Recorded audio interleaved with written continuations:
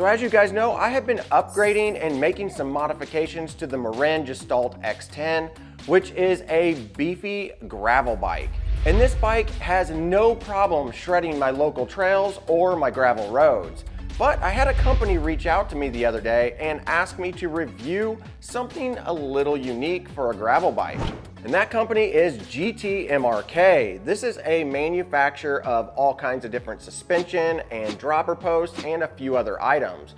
And they primarily sell most of their items overseas. So if you're in the United States, you may not even be able to get your hands on one of these forks, but they sent one to me to give it a try. So let's go ahead and let's open this up and see what it's all about. And here it is. This is the MRK R1 700C gravel suspension fork. This particular one is set up in the 60mm travel, which is a lot of travel for a gravel bike, but it can go all the way down to 40mm. Now I asked them, how can I make that adjustment? And they said that you actually have to set that up whenever you order the fork. But a little bit about this fork, it is a tapered steer tube, so that's nice to see, so it'll fit most modern bikes.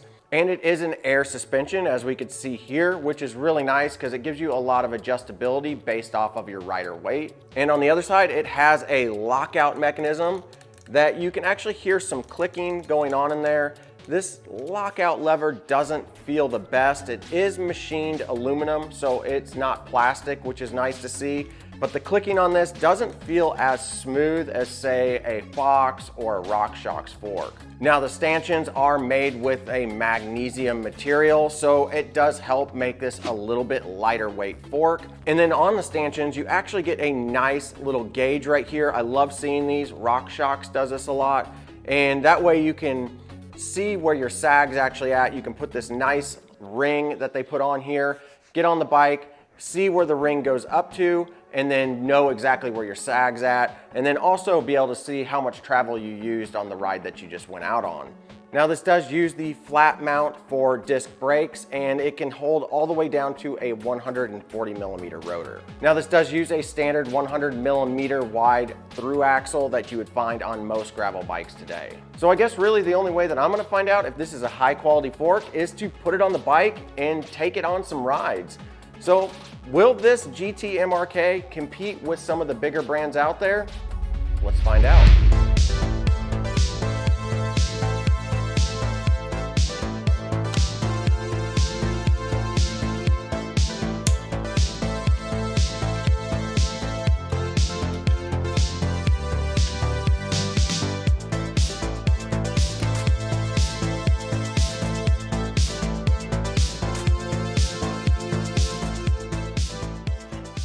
Now this fork install is a super easy install to do. If you've never done a fork install before, don't be intimidated by it. There's just a few simple steps that you're gonna need to do to make sure that this is gonna go really smooth. First thing I had to do whenever I got this fork was to install a crown race on the fork. This is the part that actually seats up against the bearing inside the headset. And after you get that installed, you're ready to go ahead and install the fork to see where you need to cut the steer tube. Fortunately, on this fork, it was the exact same length as the one that came on this bike originally. So I didn't even have to cut the steer tube. This couldn't have worked out any better. Now, one thing I did have to do is I had to install a longer brake cable. The brake cable that was on the bike originally was about 2 to 3 inches too short. So now that I don't have to cut the steer tube, I've got the brake cable ran and I've got the brake installed, this thing is ready to go. The only thing left to do is to get out and give this thing a ride.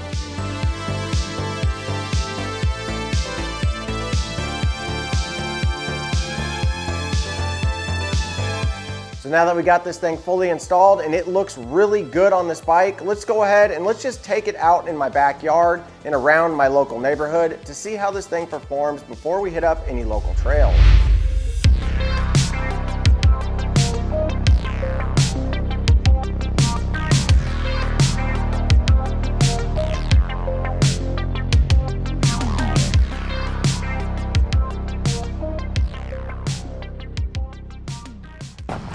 All right, guys, it is super early. It's 5:45 a.m. I had to get what I am calling the slack gravel monster out here on Fellows Lake. This is the trail you've seen me ride this bike on several times in the past couple videos. I had to get this fork out here, to give it a fair shot, not just riding around my neighborhood and in my backyard trail, but an actual trail. I have lowered the pressure down to about 85 from 90, so this should be a little bit more supple. Let's go ahead, get on the bike, and get out there and see what this fork can actually do on this slack gravel monster.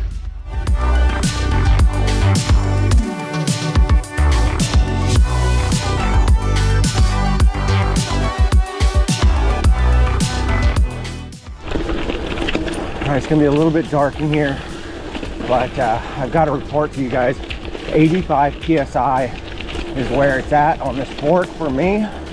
Like I said, I weigh about 185 pounds, and it's super supple now. Last night, whenever I was riding it on my road and around my property,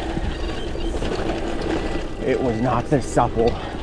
It's soaking up everything. It's basically, this feels like a really quick XC bike.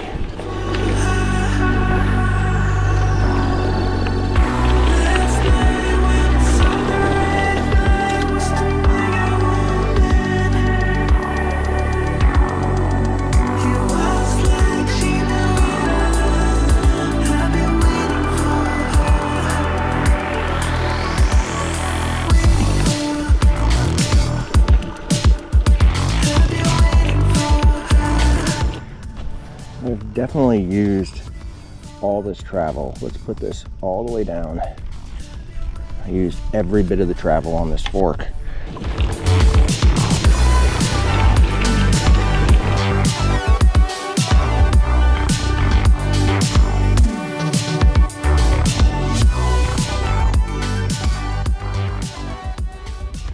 Okay, so I'm back from the ride. I haven't even changed. I wanted to give you guys my exact thoughts. I rinsed off my bike and put myself right in front of the camera for you. I am impressed with this fork. So overall, the fork felt pretty good. It doesn't flex from what I can tell, and the suspension felt really supple once I dropped it down to that 85 PSI. I definitely felt like I could ride a lot faster out at the trail system that I was at than what I can typically ride with just a rigid fork. And that's to be expected, and that's what you would expect, to be able to jump on a trail system with roots and rocks and be able to fly down it with a suspension versus not having a suspension. As far as the weight of the fork, yes, it does weigh over 2 pounds, I think 2.25 pounds heavier than the fork that came on this bike, but I didn't really feel it. But I think a lot of that is because it was absorbing all of the bumps and everything, so I was able to maintain some speed. Now, I don't plan on leaving this fork on this bike, but with that said, thank you GT MRK for sending this to me. It was really cool to actually try out your brand. All right guys, if you enjoyed this video, hit that like button, leave me a comment, let me know what you think of this. Is this something that you've been looking at doing? And also, if you're already this far in the video, click the subscribe button. I put out a video about every week, sometimes twice a week, and I hope that you join me on my adventures. But as always, we'll see you guys in the next one.